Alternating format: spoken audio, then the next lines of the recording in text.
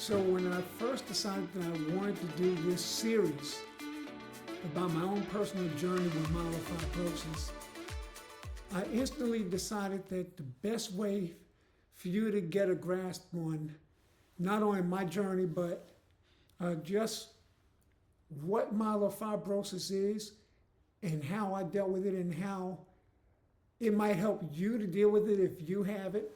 Or maybe you're someone who knows a loved one that's battling with myelofibrosis, and maybe it'll help you.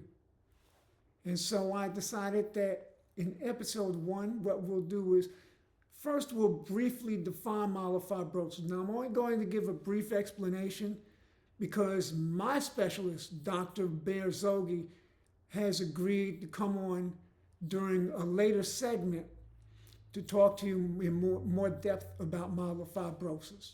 Okay. And then how did I get here? We'll take a 30,000 foot view of how I got here. And quite naturally, that means we will start with the early days of my journey. Okay, so those are the things we're going to cover today. I hope it takes no longer than 15 minutes. That's my aim for these segments, 15 minutes and no more. Okay, so here we go. So the brief definition of MF, myelofibrosis, not what you're thinking, is a rare blood cancer, and it affects the bone marrow and naturally the blood. Okay, I won't go into a whole lot more detail than that, except to say 46% of patients need blood transfusions, and about 60% are anemic within a year of their myelofibrosis diagnosis. So that's something to keep in mind. Some of the symptoms would be enlarged spleen. You can have a low platelet count. Okay, these are some of the things that you have to look out for. All right. The 30,000 foot view, I guess the best way to explain it is with some video.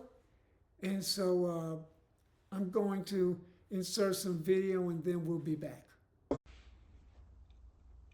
Hello, ladies and gentlemen, it's Mac, and I know the last time there was any communication, it was, hey, there's been a setback. I'll talk to you guys later.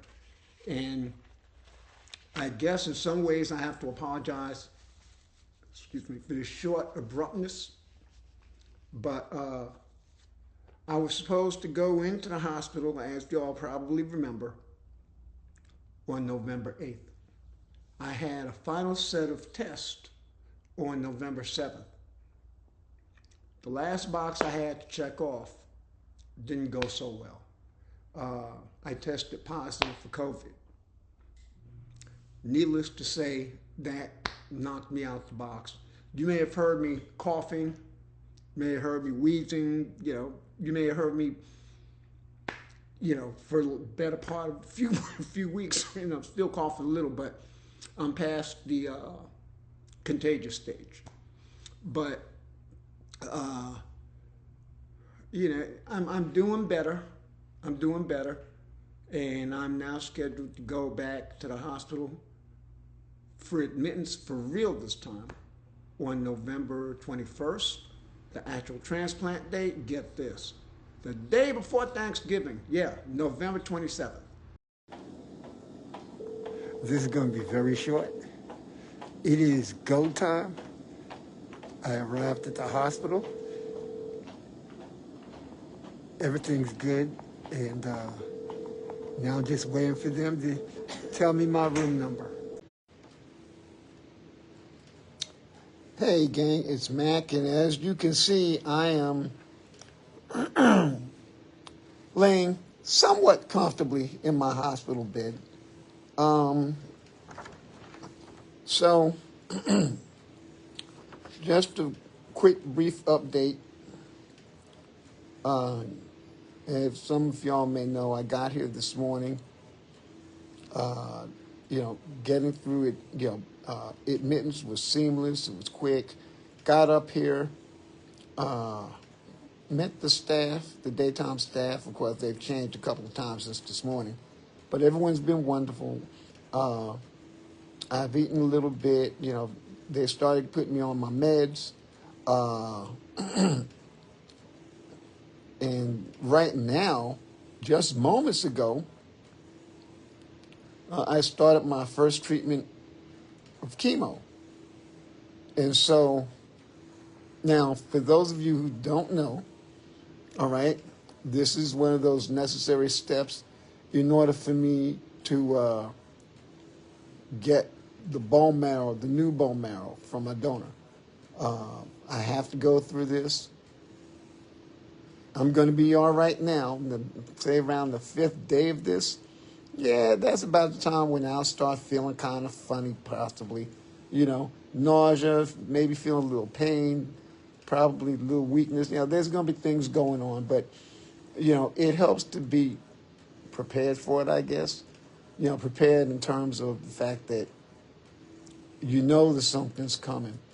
But the funny thing about it is, there are things that are typical that happen, to patients going through what I'm going through, but it doesn't mean that everyone's going to have the same issues.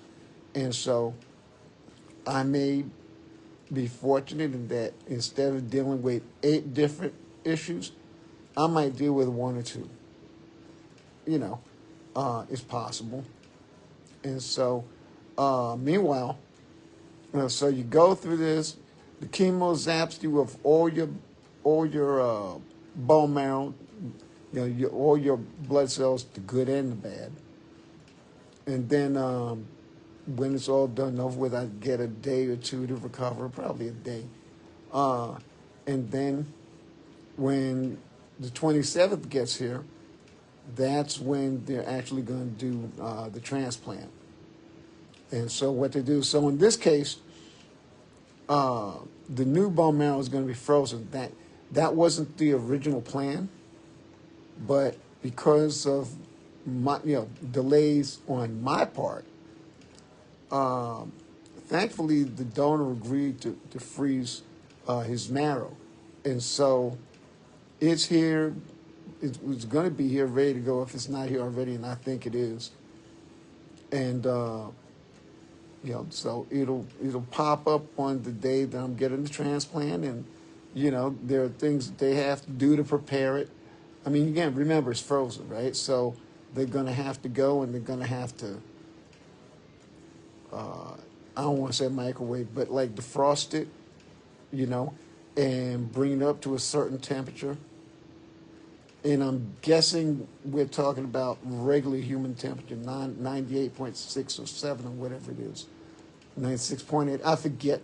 You guys probably know better than I do. But anyway, and so I'm not going to pull my shirt up, but I think I told you all about the port. If you don't know, in preparation for this, they get what they call a port, and they stick it in your chest, right about up here, and it goes underneath your skin, and it leads to one of your larger blood vessels, all right? And so what happens is, instead of you getting poked constantly every day, every time they need to get blood, or every time they need to inject meds in you, and so forth, so on, it's just one time. I already got that poked, basically. And so when they're not, using it, they're not injecting you with a tube of medication, or if they're not taking blood for lab work or what have you, they have a top to, keep everything off so that nothing, it's not being used. But when they use it, it's multi-purpose. Like I said, they can insert meds intravenously. They can, take blood for labs. They can do all these different things, including inject the new bone marrow. And so that's why that's there. And I trying. I don't know. I really want to say cue the burlesque music, but you could see a little bit. That's the port, all right. Well, that's the outside of the port. The port is further up, and I don't know if I'm going to be able to. But y'all are going to have to take my word for it. But anyway, so that's what's going on. Gabrielle, I see you. How are you? And so that's where things sit right now. I feel good. A couple of people have asked me today how I feel. And the first words that come to mind are thankful and grateful. I mean, who wants to go to the hospital, right? But the way I feel about it is this is the beginning of my healing. This is the beginning of my getting better. Those with, who have these transplants, they refer to the day that they have the transplant as their rebirth day. So my rebirth day would be the 27th, November 27th. That's when they're going to do the transplant. And a lot of people celebrate their rebirth day too. So it's a big deal for a lot of folks. I mean, I haven't been through this, so I don't know how I'm going to react to it. I'm not, into a whole lot of the rah-rah sort of thing, but, I mean, I don't know how I'm going to react to it. I have no idea.